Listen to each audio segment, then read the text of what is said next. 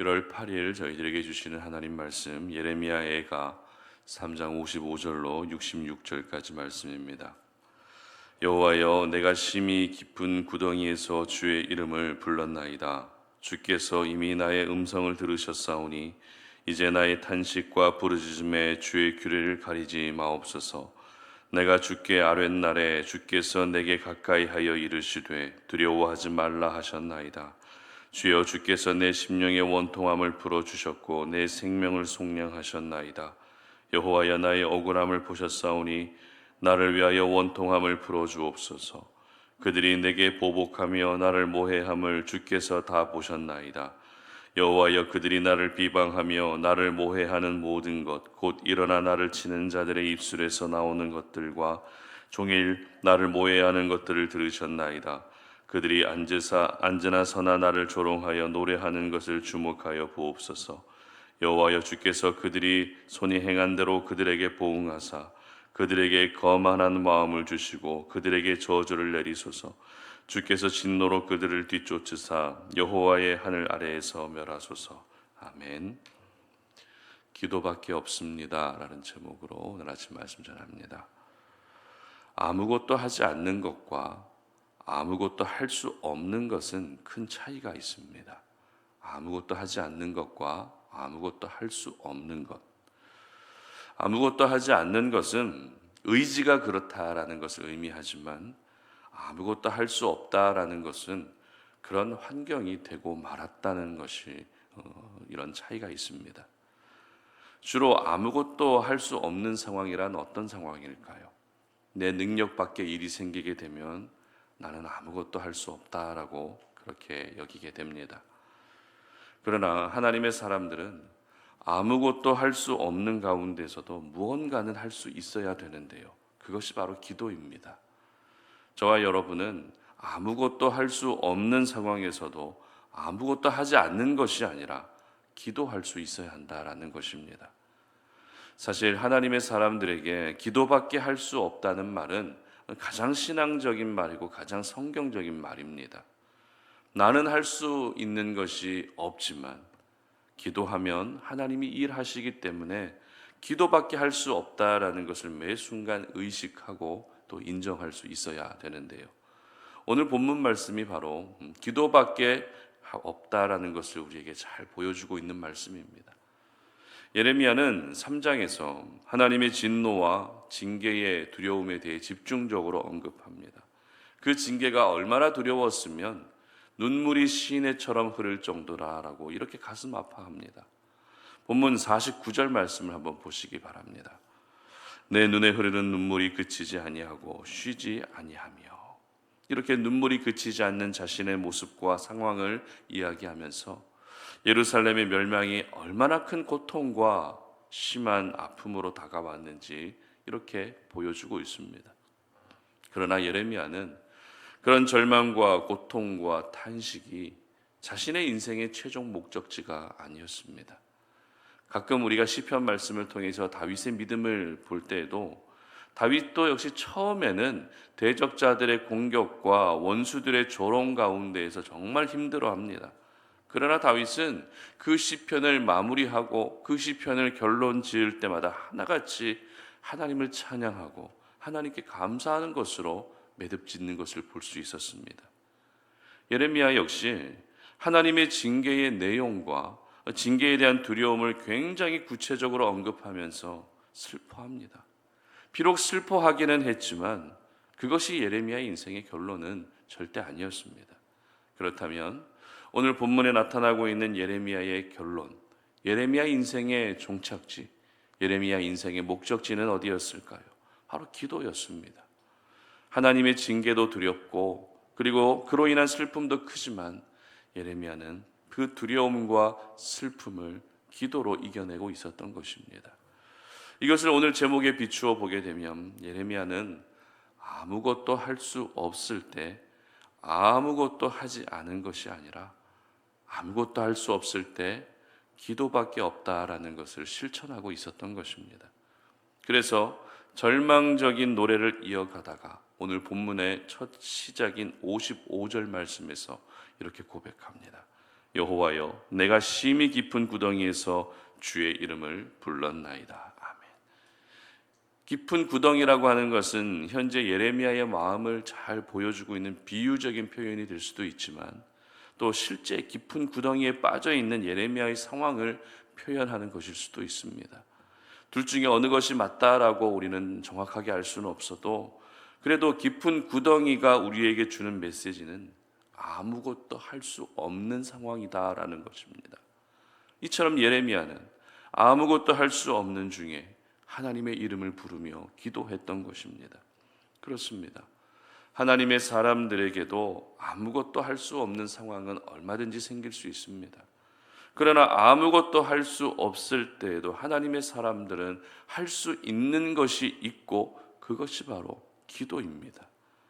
아무것도 할 수 없다라는 말은 기도밖에 할 수 없다는 말이죠. 그러므로 나는 아무것도 할 수 없다라고 이렇게 말하기보다 나는 기도밖에 할 수 없어. 내게는 이제 기도밖에 없다라고 하는 이런 말로 바꾸어서 표현할 수 있었으면 좋겠습니다. 같은 의미라도 내가 어떻게 말하고 어떻게 표현하느냐에 따라서 그 사람에게 긍정적인 영향을 미칠 수도 있지만 부정적인 영향을 미칠 수도 있습니다. 아무것도 할 수 없다라는 말은 절망을 담고 있는 표현이지만 기도밖에 없다라는 말은 소망을 담고 있는 표현입니다. 그러므로 언제나 소망의 말을 가지고 여러분의 영혼을 향해 선포할 수 있었으면 좋겠습니다. 그리고 이 소망의 말들을 여러분 주변의 가족들과 동역자들에게 흘려보낼 수 있었으면 좋겠습니다. 특별히 예레미야는 깊은 구덩이에서 기도할 때 한 가지 중요한 기도의 팁을 우리에게 알려주고 있는데요. 그 팁이란 바로 확신을 가지고 기도하라라는 것입니다. 56절 말씀 보시기 바랍니다. 주께서 이미 나의 음성을 들으셨사오니 이제 나의 탄식과 부르짖음에 주의 귀를 가리지 마옵소서. 아멘. 이미 나의 음성을 들으셨음을 확신하고 기도했다는 것입니다. 그리고 58절도 보시기 바랍니다. 주여 주께서 내 심령의 원통함을 풀어주셨고 내 생명을 속량하셨나이다. 아멘. 이미 내 생명을 속량해 주셨음을 확신하고 있다라는 것입니다. 이처럼 예레미야는 기도할 때 분명한 확신을 가지고 기도했던 것입니다. 이미 예루살렘은 황폐화되어 있습니다. 길거리에서 어린아이들이 굶어 죽고 있습니다. 대적자들이 예루살렘을 보며 이스라엘 백성들을 보며 비웃고 조롱하고 있습니다. 전혀 상황이 나아지지 않았지만 예레미야는 아무것도 할 수 없을 때 기도했고 그 기도는 확신을 가진 기도였던 것입니다. 우리 예수님께서도 역시 마태복음 21장 22절에서 기도에 대한 가르침을 이렇게 말씀하시는데요. 제가 읽어드립니다. 너희가 기도할 때 무엇이든지 믿고 구하는 것은 다 받으리라 하시니라. 아멘. 확신을 가지고 기도하라고 말씀하십니다. 믿고 구하는 것은 다 받을 것이다 라고 확신을 가진 기도에 대한 가르침을 전하셨습니다. 예수님이 이런 기도를 가르쳐 주신 이유가 무엇이겠습니까? 확신을 가지고 기도하는 사람이 많지 않다라는 것입니다. 여러분, 유대인들이 얼마나 기도를 많이 하는 민족이죠. 하루 3번씩 정해진 시간마다 기도하는 민족이 바로 유대인들입니다. 그러나 그들은 기도는 많이 해도 확신을 가지고 기도하는 사람은 그렇게 많지 않았기 때문에 예수님께서 이렇게 확신을 가지고 기도하라라고 말씀하고 계시는 것입니다. 그렇다면 여러분은 어떠십니까? 여러분 기도하실 때 확신을 가지고 기도하고 계십니까? 아니면 의심하는 마음을 가지고 기도하고 계십니까? 이 의심이라고 하는 말을 들으면 조금 불편할 수 있지만 많은 분들이 기도하면서도 내가 지금 하고 있는 기도가 응답될 수 있을까라고 하는 그런 마음을 조금씩은 가지고 있는 것 같습니다. 하지만 그런 작은 의심조차도 이제는 모두 지워버릴 수 있었으면 좋겠습니다. 하나님은 오늘도 확신을 통해서 일하십니다. 의심은 응답을 가로막는 방해물이자 장애물일 뿐입니다. 비록 내 인생이 지금 한 치 앞도 알 수 없는 그런 막막한 상황이라 할지라도 하나님이 그 모든 것들을 해결해 주실 것을 확신할 수 있었으면 좋겠습니다. 수년째, 수십 년째 해결되지 않은 인생의 문제들이 산적해 있다 할지라도 우리 하나님 그 모든 문제들을 완전히 정리해 주실 것을 믿고 확신하며 기도할 수 있었으면 좋겠습니다. 확신하는 기도가 우리의 기도의 불씨가 꺼지지 않게 하는 것입니다. 확신하는 기도가 우리의 기도의 줄이 절대 끊어지지 않게 하는 것입니다. 기도밖에 없다라고 하는 말은 바꾸어 말하면 하나님밖에 없다라는 의미이기도 하죠. 고통을 주신 분도 하나님이시고 내게 눈물을 주신 분도 하나님이시고 억울함과 탄식을 주신 분도 하나님이지만 그 고통과 눈물과 억울함과 탄식마저도 모두 사라지게 하시는 분도 우리 하나님이십니다. 그런데 이 기도밖에 없다라는 이 진리에 대한 오해가 없었으면 좋겠는데요. 기도밖에 없다라고 해서 여러분 기도만 하고 있으면 안 되는 것 아시죠? 무슨 말인가 하면 내가 어디 몸이 아플 때 기도밖에 없어. 기도만 하면 낫게 해주실 거야 라고 그렇게 생각하는 분들이 있다는 것입니다.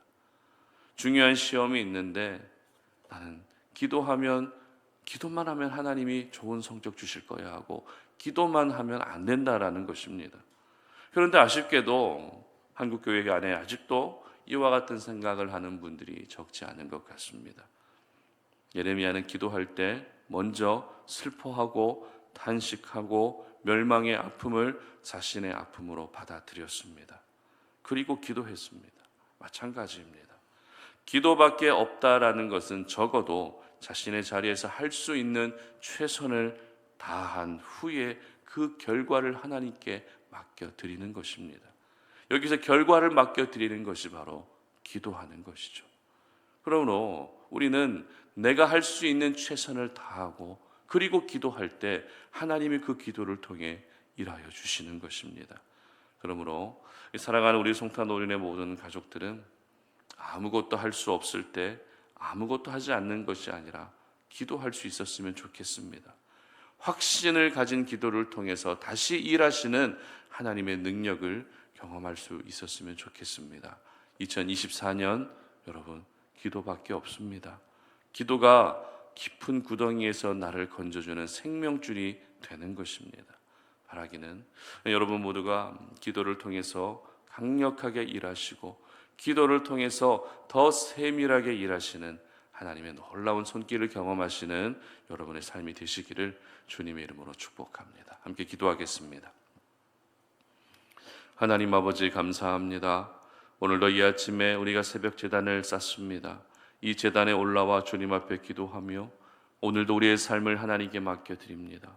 지금 우리의 삶은 아무것도 할 수 없는 그런 막막한 상황이 계속해서 펼쳐질 때가 있습니다.